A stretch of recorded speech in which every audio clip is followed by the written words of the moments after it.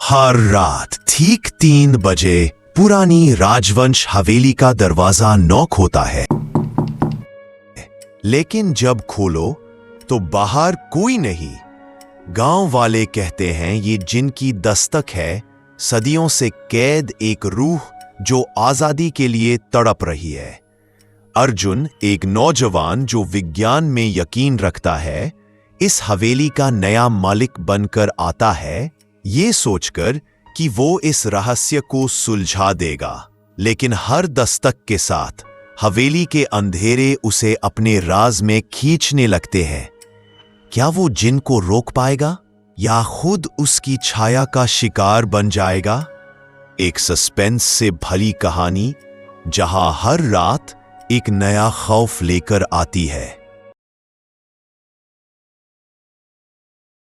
रात का अंधेरा राजवंश हवेली के कोने कोने में घुल चुका था।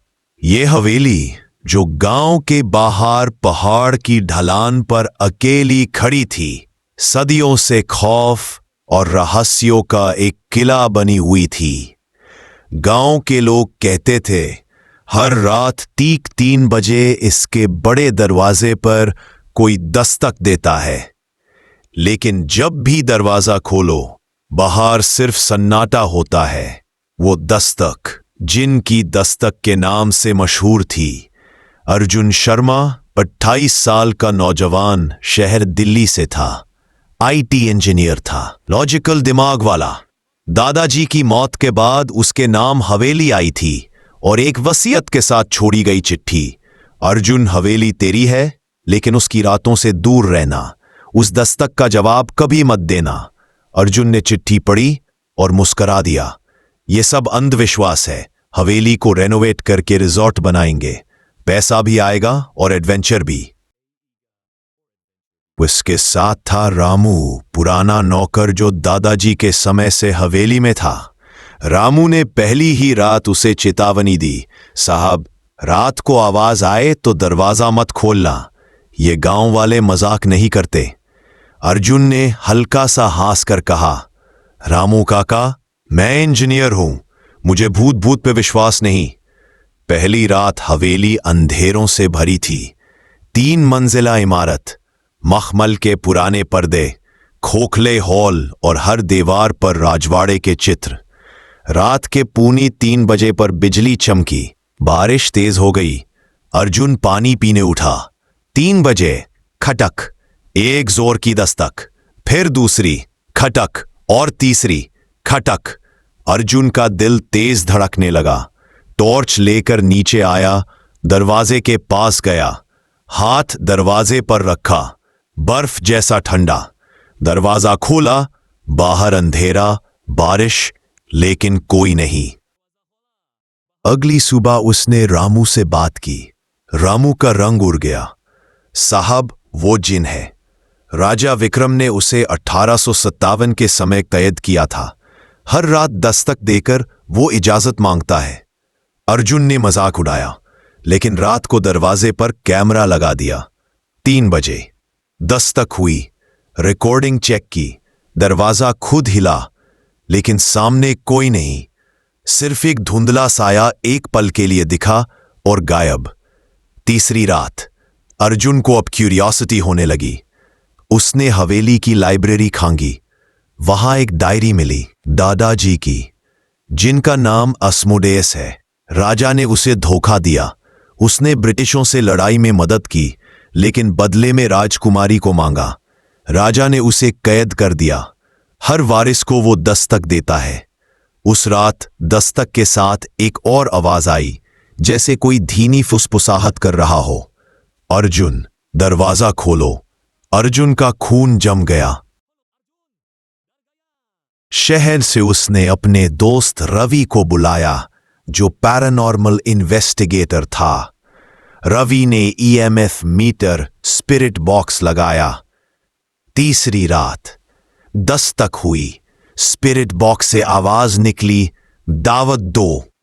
दोनों का रंग सफेद पड़ गया।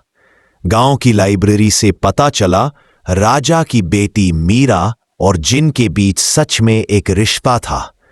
मीरा उससे चाहती थी, लेकिन राजा ने कभी मान नहीं।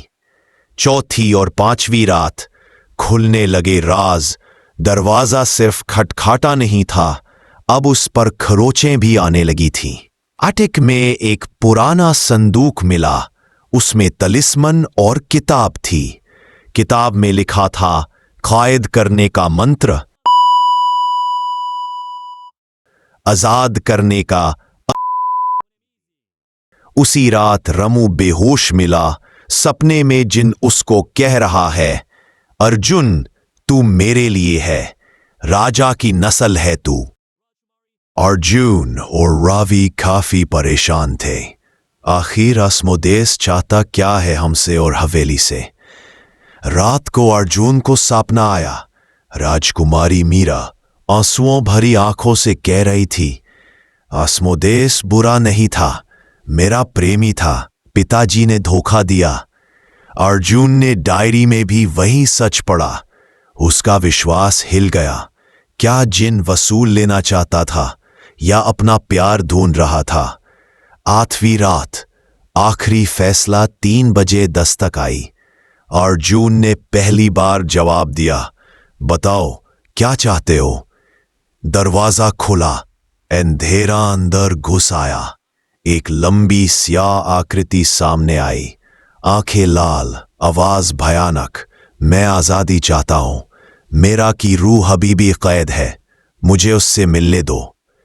अर्जुन ने तलिस्मान उठाया, मंत्रा पढ़ा, एक रोशनी चमकी और फिर एक और रूह सामने आई, राजकुमारी मीरा की। दोनों रूहें एक दूसरे की तरफ बढ़े। सारा हवेली का माहौल बदल गया। गुंजन, हल्की हंसी और फिर दोनों रूहें एक साथ रोशनी में घुल गई। अगली सुबह हवेली में एक अजीब सा सुकून था, ना दस्तक ना आवाज। अर्जुन ने सोचा शायद हवेली अब शराब से मुक्त है। हवेली में खामोशी थी। अर्जुन ने चैन की सांस लिया।